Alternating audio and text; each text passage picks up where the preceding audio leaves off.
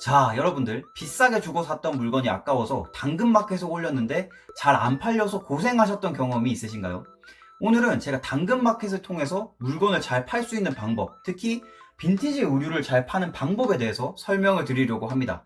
제가 빈티지 월드 채널을 운영하고 있기도 하고 빈티지를 좋아해서 굉장히 많은 물건들을 사고 팔아 봤거든요. 그래서 당근마켓 온도를 80도에서 90도로 유지하고 있는데, 이 영상을 통해서 우리 동네 당근 왕이 될 수 있도록 그 팁을 완벽하게 전수해 드리겠습니다. 영상 끝까지 집중해 주세요.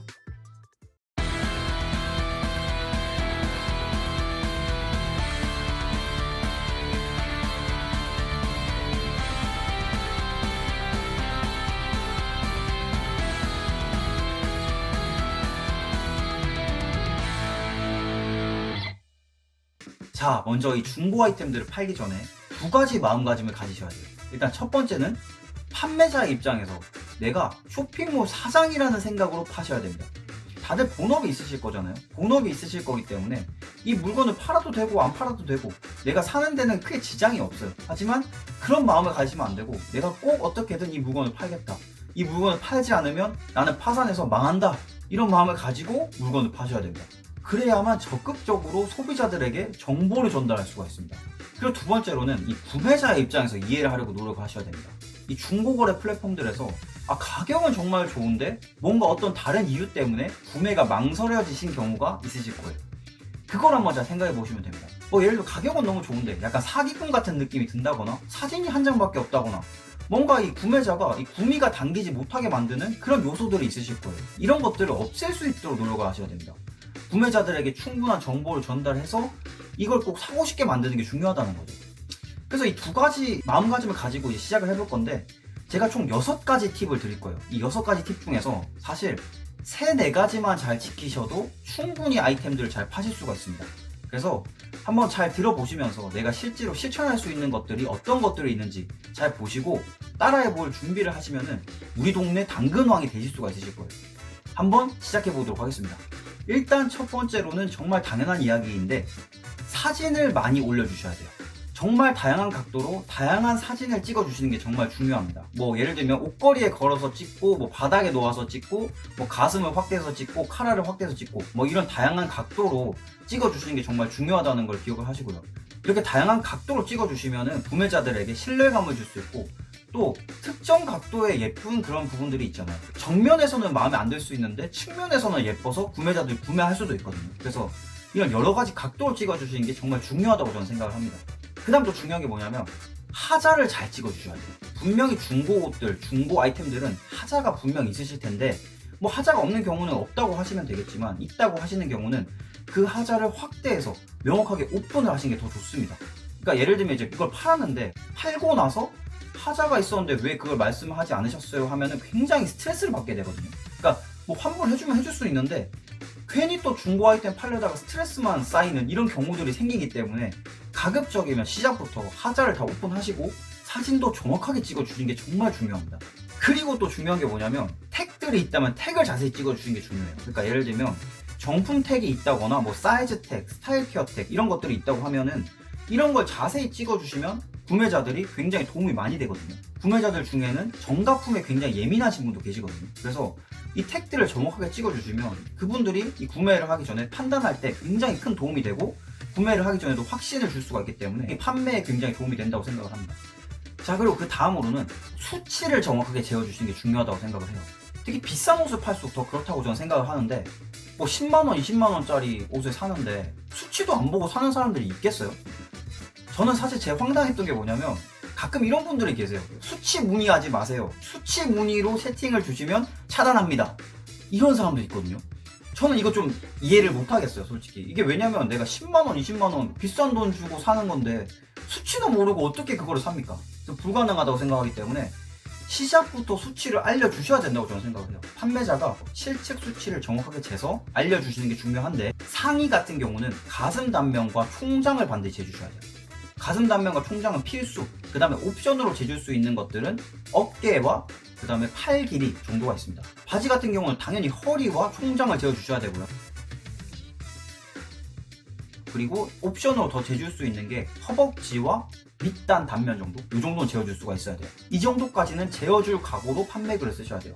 이게 중요하다고 생각을 합니다. 그래서 분명히 한번 생각을 해보세요. 내가 구매자인데 수치도 모르고 무슨 10만원짜리 옷을 삽니까? 이게 불가능하다고 생각하기 때문에 내가 구매자 입장에서 필요한 정보, 수치, 이거는 무조건 재워줘야 되겠다. 이렇게 마음가짐을 가지시는 게 중요합니다.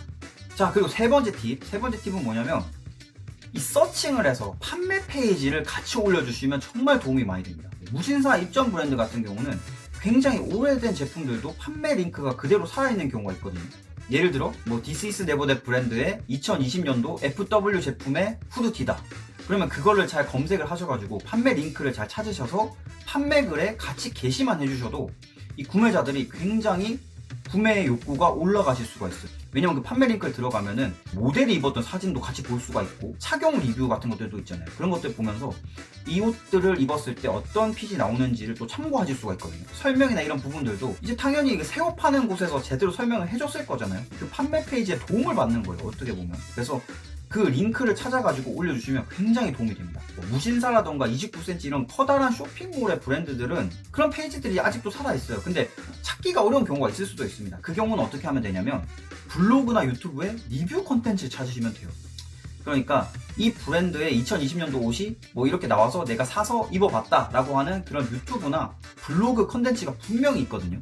그걸 찾으셔가지고 같이 링크를 달아주시면 구매자들이 그걸 구매할 때 그걸 보고 굉장히 큰 도움을 받을 수가 있어요.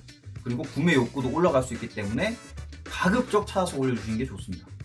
그리고 네 번째로는 착용샷을 올려주시는 게 좋습니다. 그러니까 내 옷이잖아요. 내 옷이니까 그 옷을 입고 찍었던 사진이 최소 한 장 정도는 있으실 거거든요. 근데 이거 올리기 부담스러워하지 마시고 어차피 얼굴은 잘라서 올리면 되는 거기 때문에 입었던 모습만 좀 사진으로 첨부를 해주셔도 구매자들이 약간 신뢰감도 줄 수 있고 핏이 이렇구나 라고 참고를 하실 수가 있거든요. 그래서 가능하시다면 착용을 했었던 사진을 잘 찾으셔가지고 같이 올려주시면 굉장히 판매율이 올라갈 수가 있습니다. 그리고 만약에 없다고 치면은 집에 전신 거울 하나쯤은 있으실 거예요. 전신 거울 앞에서 거울 셀카 하나만 좀 찍어주시면 됩니다. 어차피 얼굴은 안 나와요. 자고 일어나서 머리가 이상한 산발이 된 상태로라도 어차피 찍고 나서 얼굴은 날릴 거기 때문에 착용했던 모습을 전신 거울에서 잘 찍어가지고 올려주시기만 해도 판매율이 엄청나게 상승하실 거예요. 자, 그리고 다섯 번째로는 이 구매 글을 정성스럽게 자세하게 쓰셔야 됩니다. 지금까지 제가 설명드렸던 팁들, 그거를 자세하게 글로 쓰시면 됩니다. 예를 들어 사진이 10장이 한 개다. 그럼 10장을 가득 채워서 올리시고 언제 나왔던 옷인지, 그리고 어떤 브랜드인지, 그리고 나는 언제 구매를 했는지, 그리고 수치는 어떻게 되는지, 그리고 하자는 무엇인지, 그리고 이 옷의 장점은 무엇인지, 그리고 아까 말씀드렸던 새 옷의 판매 링크라던가 블로그나 유튜브의 착용 후기, 이런 것들을 잘 링크를 달아주시면 분명히 도움이 돼요.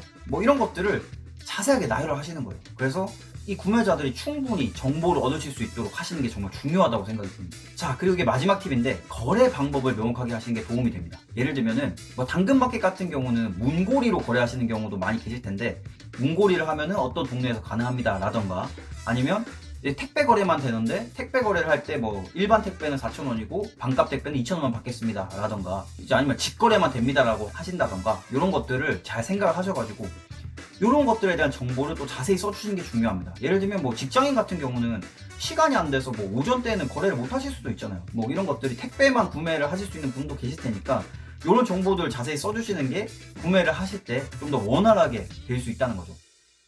자, 오늘은 어떻게 하면 이 중고 아이템들 잘 팔 수 있는지 그 팁들을 전달해 드렸는데요.